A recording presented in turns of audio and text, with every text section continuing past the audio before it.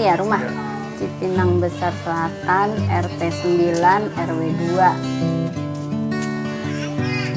2. Putranya 2, perempuan semua, sudah pada menikah. Cucunya 6. Itu dia mah kerjanya cuma sekretariat RT. Keliling-keliling aja. Iya kan, saya kan waktu itu masih kerja di PT gitu, garmen. Terus saya ini tetangga saya dulu awal-awalnya yang bikin keripik. Nah terus saya yang bawa ke garmen. Udah gitu tetangga saya udah pindah, saya yang bikin keripik. Iya bikin sendiri, itu saya berhenti kerja. Ya udah saya ngisi warung gitu.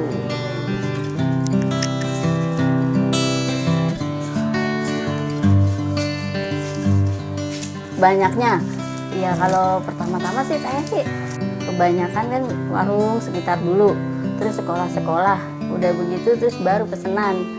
Ya udah silih ganti aja, jadi ya kalau setiap singkong turun saya beli 10 kilo setiap, kan 2 hari sekali singkong turun tuh.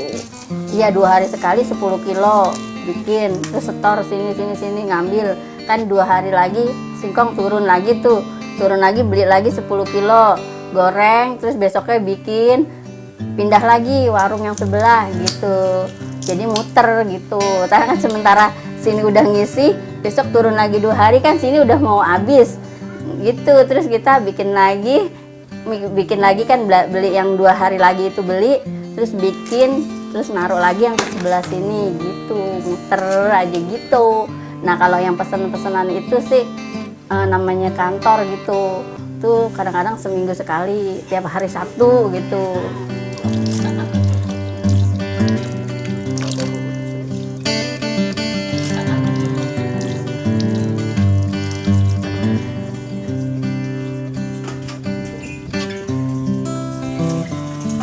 Karena ada alatnya ya saya bilang mah nggak susah, cuman telaten.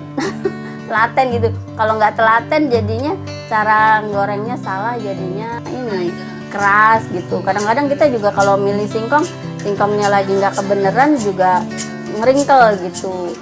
Jadi ya yang harus dipikirin ya itu cara goreng, jadi harus telaten gorengnya, terus milih singkongnya yang bisa.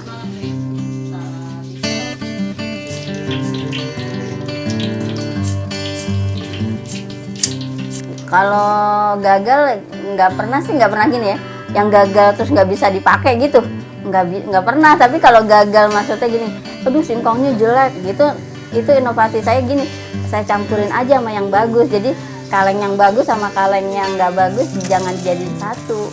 Jadi kalau singkongnya lagi kebenaran jelek, yang bagus yang kemarin kan masih bisa dicampur gitu. Jadi yang jelek ngerintil yang rasanya kurang itu juga bisa nyatu.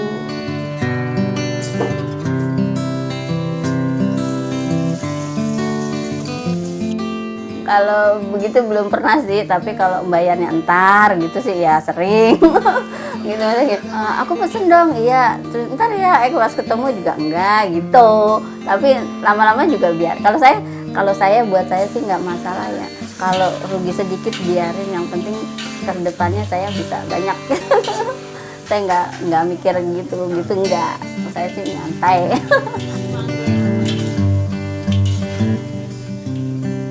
Ya selama saya masih bisa usaha, kan ntar rezeki ada lagi. Kan saya selalu nyisihin, nggak ada modal, pakai dulu yang ini gitu. Jadinya nggak pernah nggak ada modal gitu. Jadi kalau ada yang pesen pasti ada gitu.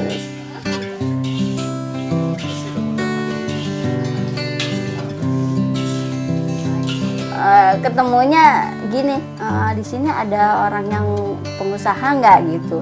Terus teman saya itu Bu Nini yang ngasih tahu ada itu ibu itu usaha keripik gitu.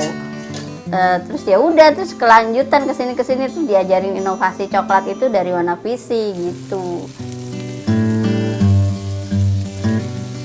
Waktu pertama cuma pedes, rasa pedes. Terus yang kedua original, ada nggak yang asin gitu. Terus yang ketiga keju tabur. gitu. Kalau keju tabur mah anak-anak doang yang kepengen, nah, anak-anak ABG gitu pada senang pakai keju itu. Terus yang ini baru inovasi rasa coklat manis sama coklat pedas gitu.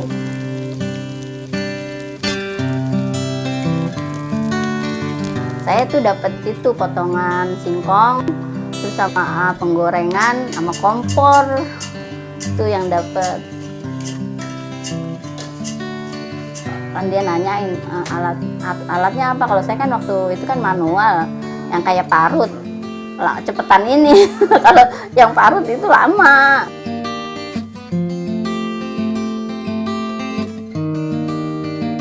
Ya kalau pelatihan lain snack itu snack kering ada. Kalau snack kering itu emang iya, saya juga kalau lebaran itu kan singkong kadang-kadang nggak ada gitu. Jadi kalau lebaran saya bikin itu kue nastar, kue kering-kering gitu. Itu dapat pelatihan dari Warna Visi. Terus akhirnya saya bikin itu, iya alhamdulillah sih. Maksudnya gini, kalau itu emang yang nggak rutin, jadi itu cuman setiap lebaran aja saya bikin kue itu. Jadi kalau ntar nih mau puasa itu ntar saya baru bikin sampel.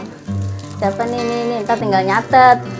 Ini si A pesen segini, si B segini. Ntar dari mulai puasa itu saya udah nyetok.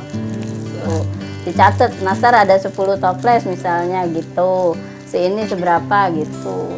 Udah ntar tanggal segini ngasih gitu. Karena singkong nggak ada. Ada juga kecil-kecil cuman khusus buat kolak gitu. Oh iya, tapi itu kan saya pas babak kedua yang Ciputra itu, ya itu pelatihan inovasi sama gimana jadi entrepreneur gitu. Ya kalau saya singkong dapat itu inovasi singkong coklat pedas gitu. Solusi gimana kalau untuk menjadi pengusaha itu gimana gitu. Mimpinya apa ya?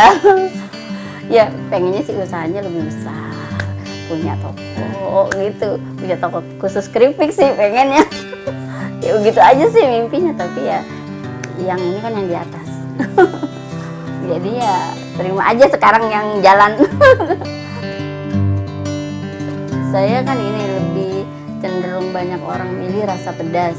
Tapi seandainya ini saya inovasi rasa coklat ini emang lancar, ya udah itu dulu. Maksud saya, ntar kalau seandainya itu lancar 2, baru yang bubuk keju asin, keju manis, kan keju macam-macam gitu. Ya, saya mengucapkan banyak terima kasih, terutama untuk Ciputra, terus sama Warna Visi ya. Selain dapat bantuan alat potong, alat produksi, juga kan saya dapat pengalaman caranya berusaha gitu, pengalaman cara membuat kue, semuanya saya ucapkan terima kasih.